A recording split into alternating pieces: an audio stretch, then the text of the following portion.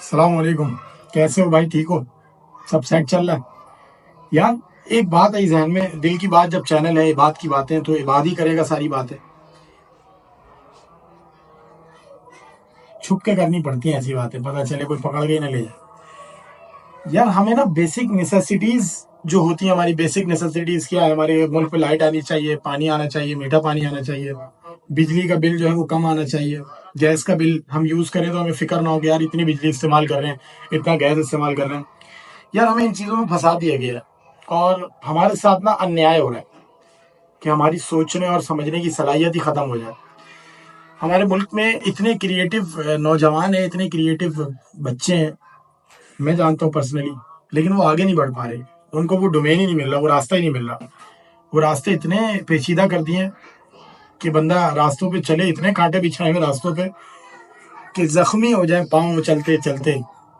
تو ہر انسان ہم جیسا نہیں ہوتا کہ چاہے کچھ بھی ہو، منزل دکھ بھی نہیں رہا ہوں اور چل رہے ہوں، ہم چلے جا رہے ہیں چلے جا رہے ہیں. جب ہم نے ویڈیوز بنانے اسٹارٹ کی تھی، ہمیں نہیں پتا تھا کہ کیا ڈومین ہے، کیا اس کے معاملات ہیں، کیا مطلب کتنی پذیرائی اس پہ ملتی ہے. آپ کو اسٹیج مل جاتا ہے، آپ کو لوگ پسند کرتے ہیں، آپ سے لوگ محبت کرتے ہیں.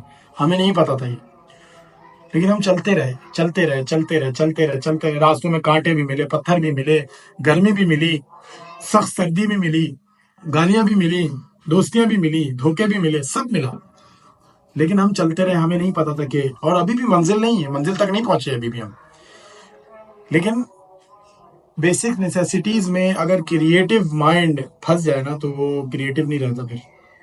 جیسے ایک مثال ایک بندے کی کہ اس کا دماغ بہت تیز ہے، اور اگر اس کو ٹارچر کرنا ہے نا تو اس کو بیسک نیسیسٹی، گٹر کے پانیوں میں پھنسا دو، گٹر کے گھڈوں میں پھنسا دو، گیا وہ پھر گٹر کے گھڈوں میں پھنسا رہے گا.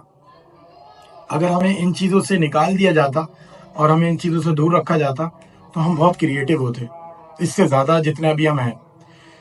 مجھے یاد ہے بچپن میں بابا ہمیں کچھ بھی نہیں کرنے دیتے تھے، اور مما بھی ہمیں کچھ نہیں کرنے دیتی تھی. کہتی تھی تم لوگ اپنی زندگی جیو. تو ہم نے جی، ہم نے ویڈیوز بنائی، ہم نے کام کیے، بڑے بڑے کام اتنی سی عمر میں کر لیے. اس کی وجہ یہ تھی کہ ہمیں بیسک نیسیسٹیز میں نہیں پھنسایا تھا کہ سودا لاؤ، سلوف لاؤ، اور بجلی کے بل دیکھو. ہمیں تو یہ بھی نہیں پتا تھا ٹماٹر لیے کیسے جاتے ہیں. یہ تک نہیں پتا تھا مجھے کہ یار خربوزہ کیسے لیتے ہیں. وہ تو پھر بعد میں والد صاحب نے سکھایا، بابا نے سکھایا کہ بیٹا خربوزے کو سونگو، اگر اس میں تو خوشبو آ رہی ہوگی تو وہ میٹھا ہوگا. پھر آہستہ آہستہ دنیا داری سکھائی. جب ہم ایک عمر میں پہنچے، مجھے یاد ہے 15 16 17 18 سال ہو گئے تھے، آج تک مجھے نہیں پتا تھا کہ سامان کیسے لیتے، سودا کیسے لیتے. کیوں؟ کیونکہ ہمیں پھنسایا ہی نہیں کبھی اس طرف.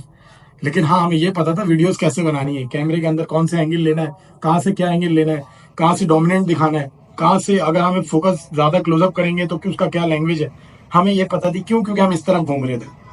وہ بیسک نیسیسٹیز میں نہیں پھنسایا کہ اگر پنکھا چلانا ہے تو چلاتے رہو کوئی بات نہیں، کھانا کھانا ہے تو کھاتے رہو کوئی بات نہیں، روک ٹوک نہیں کی.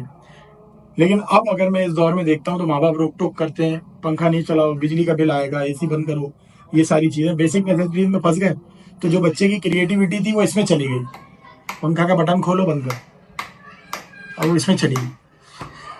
تو بڑا دل دکھتا ہے یار. اس ملک میں، یہ ملک بہت اچھا ملک ہے، پاکستان اتنا زبردست ملک ہے، اتنے ٹیلنٹڈ لوگ ہیں اس ملک کے اندر، لیکن برباد کیا جا رہا ہے. خیر کوئی بات نہیں، کب تک کرو گے برباد؟ کبھی تو ہوں گے ہم آباد. کب تک کرو گے برباد؟ کبھی تو ہوں گے ہم آباد. ابے بھائی دل سے نکل لی یہ باتیں. تو میں تو نہیں پھنستا اس چکر میں. میں کہتا ہوں یار جو چیز تکلیف دے رہی ہے اس کو نکال دو. بہت سی ایسی چیزیں جو پرسنل زندگی میں چل رہی ہیں، بہت سے ایسے معاملات خرابی کی طرف چل رہے ہیں، لیکن یہ کہ جھیل رہے ہم، لیکن کام نہیں چھوڑ رہے. کام کرنا ہے، کر لو جتنا، کیا اکھاڑ لو گے بھائی، کرتے رہو جو کرنا ہے کرو. پھر ہم نے دھیان دینا چھوڑ دیا ان چیزوں پہ، گٹر کے گڈھوں پہ، بجلی پہ، بلوں پہ، سب پہ دھیان دینا چھوڑ دیا. ہم نے کہا بس کام کرنا ہے، کام کر رہے ہیں تو نام ہو رہا ہے. بس خوش رہو بھائی، خوشیاں بانٹو، اور دل سے نکل رہی ہے بات، دل تک تو پہنچے گی. بس یار اللہ بہتر کرے گا انشاءاللہ. خوش رہو، خوشیاں بانٹو. اللہ حافظ.